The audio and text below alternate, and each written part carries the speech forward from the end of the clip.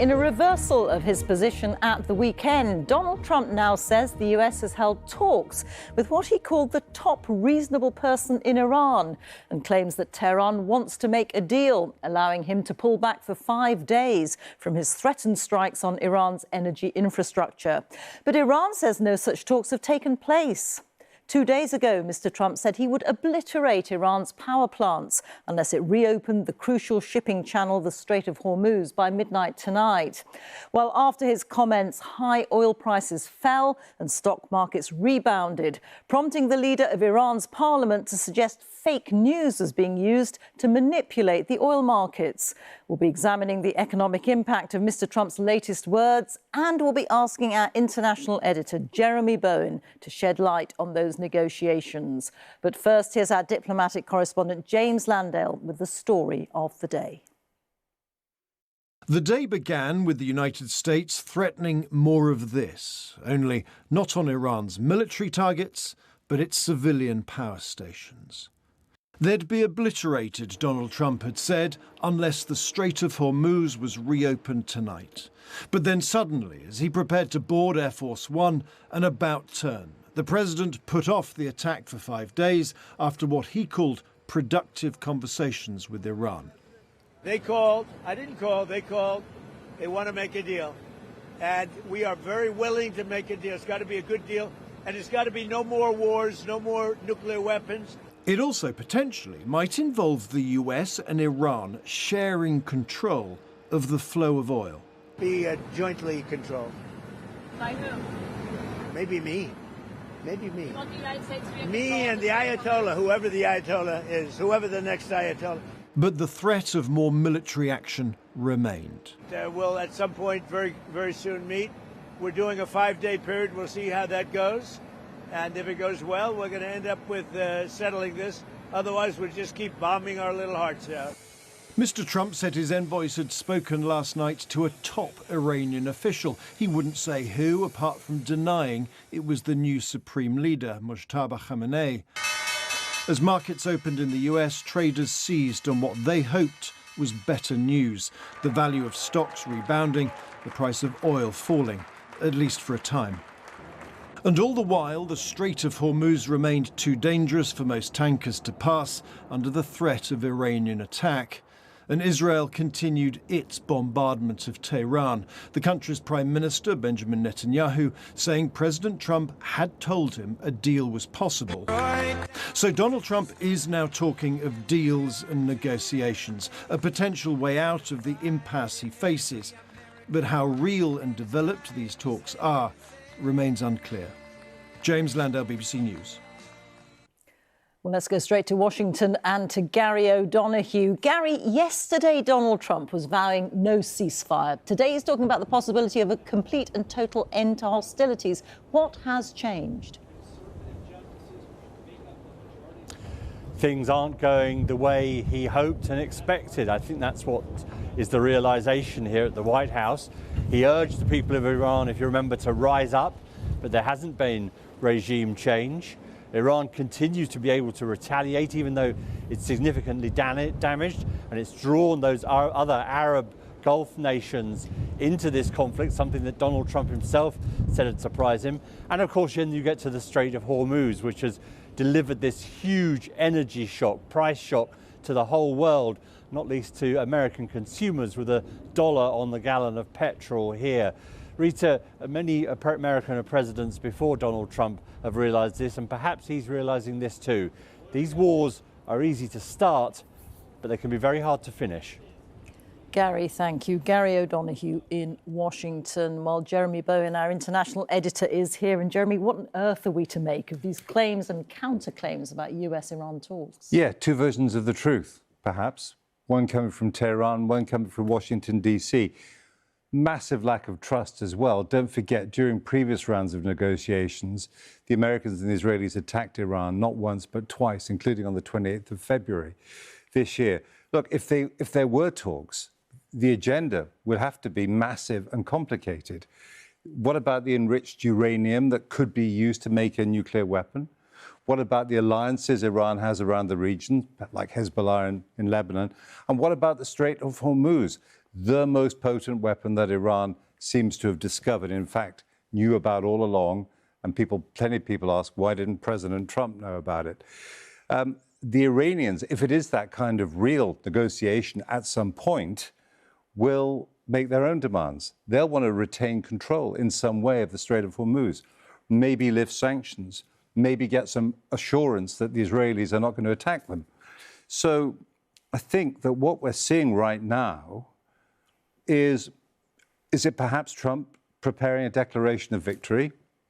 Gulf states don't want to be left with a mess in the region. Or is it simply an attempt to reassure the markets? That seems to be one of the most credible things, he just grabbed at something to try to reassure them. The point is, though, to have victory in war, you need a defined objective, you need a clear exit strategy, you need a plan for what's coming next. And the evidence is that he had none of those things, whereas Iran has had this plan to make this into a war of attrition. And what President Trump has done has dismissed all those worries and doubts that previous American presidents have had about attacking Iran because of all the difficulties it would cause. And I think he's discovering that that's why they chose not to destroy the Islamic Republic, but try to contain it instead. Jeremy, thank you very much. Jeremy Bowen there, our international editor. Well, Sir Keir Starmer has told MPs that Britain must be prepared for the war to continue for some time and that people shouldn't fall into the false comfort of thinking there would be a quick and early end to this. The Prime Minister also insisted the UK would not be dragged into the war. Downing Street said the Chancellor will tomorrow set out steps to crack down on companies seeking to raise prices and profit from the war. Here's our political editor, Chris Mason. Week 4 of this war and the implications, consequences, questions tumble towards us, tumble towards the Prime Minister. Prices at the pumps now, the potential for costs to spiral in the future. The key question, how long is this all going to go on? Do you think that households and businesses in our country should be planning for a disruption that actually lasts for months, or do you think that actually this can be concluded in days and weeks, as President Trump seems to suggest? Hard to answer that question, if I'm honest about it, but we've got to plan on the basis that it could go on for some time. And what about government help with bills, given how expensive universal support was after Russia's full-scale invasion of Ukraine? Are you considering targeted support this time rather than the universal offer, given just how expensive it was last time? I'm acutely aware of how much it cost last time round, and I'm acutely aware of the state of the public finances. People want answers now, Prime Minister. Yeah, we are looking at what support we can put in, and as soon as we're able to answer the question what exactly that looks like, we will make it clear. The British warship HMS Dragon has now arrived in the Mediterranean, with critics saying it's embarrassing more kit wasn't sent to the region sooner. Are you embarrassed? We pre-deployed quite a lot of assets to the region, just to reassure you. Radar systems were pre-deployed, counter-drone systems were redeployed, F-35 jets were deployed in greater number than were already there. This smacks of a lack of war-fighting mentality that reaches right across the government, which is what we address in this paper about war-fighting readiness, where we are not at. It smacks of an enormous complacency. Well, this smacks of the fact that for years there was underinvestment by the last government and the stripping out and following out of our armed forces. What more can the government do to support households, Mr Bailey? Later, the Governor of the Bank of England joined senior ministers for a meeting of the government's Contingencies Committee, COBRA. The economic consequences for us all at the top of the agenda. There was plenty to discuss. Chris Mason, BBC News at Westminster. Well, as you heard earlier, there were huge financial swings after Donald Trump's comments about talks, with markets reversing earlier moves. Faisal Islam is with me. Faisal, it is so volatile, it's hard to keep up. Yeah, it's been a wild ride on the markets. It started this morning with reactions to over the weekend, the concerns about escalation between the US and Iran. We saw it in government debt markets, we saw it in stock markets, we saw it in energy markets, probably best illustrated by that chart of the oil price, which I think we can bring up again, which has shown you. And it really just kind of collapsed off a cliff, and then it went down 14%, back up 10%, and it went up and down by more than 5% another 4 times during the course of today, which shows you as it's reacting to various things that are being said basically on social media and other things. And so how can anybody predict really where this is going? What you had in terms of the government's Cobra meeting today was an attempt to try and see what would happen, essentially, what would you need to prepare if this lasts for months rather than weeks. Coming out of that meeting, they've said, well, they're going to sort of hammer down on what they call profiteering and price gouging with a new framework from regulators. Not a huge amount of detail there. I think on the crucial issue of whether or not there'll be a similar support scheme, similar to what we saw in terms of energy bills 4 years ago, I think all the kind of everything's going leading towards the notion that this would be more of a targeted scheme if required. Still a few months off, bills will be cut before they might have to go up, and still who knows what's going to happen in terms of the underlying conflict. Faisal, thank you very much. In Iran, after over 3 weeks of war, it remains very difficult to establish how many people have been killed. One US human rights group estimates that at least 1,400 civilians, including 200 children, have died. Iran itself hasn't been updating its official death toll figures, and the authorities there have threatened and arrested people who've illegally used the internet to send information abroad. Caroline Hawley reports. A family mourns Parestesh Dahagin, killed doing the job she loved in a pharmacy. An airstrike took her life. Her brother said she'd refused to leave Tehran because wounded people and the elderly needed her help. She's one of 3 civilians we've established were killed in recent days. Ilma Bilki was just 3 years old. And Hamid Reza Jahanbakhsh was a Red Crescent worker on a rescue mission, but never returned. His Red Crescent colleagues continue to work around the country and around the clock.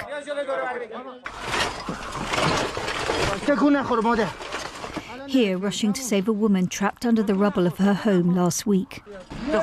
She wants to know if her daughter is alive. The rescuer reassures her that they've already got her out, but her only child did not survive. Said to be the apple of her mother's eye, 26-year-old Berivan Molani was a fashion and lifestyle blogger killed by falling debris a day after returning to Tehran because she missed home. She died in her bed, according to a friend, in a missile attack aimed at Iran's intelligence minister. The Red Cross says the war has had alarming consequences for civilians. Early this month, the headquarters of Iran's Red Crescent had to be evacuated after an airstrike close by. And we've verified footage of several health facilities damaged. This was Tehran's private Gandhi hospital, which had an oncology department and an IVF clinic, hit on March the 1st. At the Khatam al-Anbiya hospital the same day, panic after a nearby explosion. And at the Persian Gulf Martyrs Hospital in the southern port of Bushehr on March the 3rd, newborn babies had to be evacuated. The World Health Organization told us it's verified attacks on at least 20 medical facilities and the deaths of 9 healthcare workers. It's not for us to determine was a strike aimed directly at that facility or was that strike aimed at a facility next to it.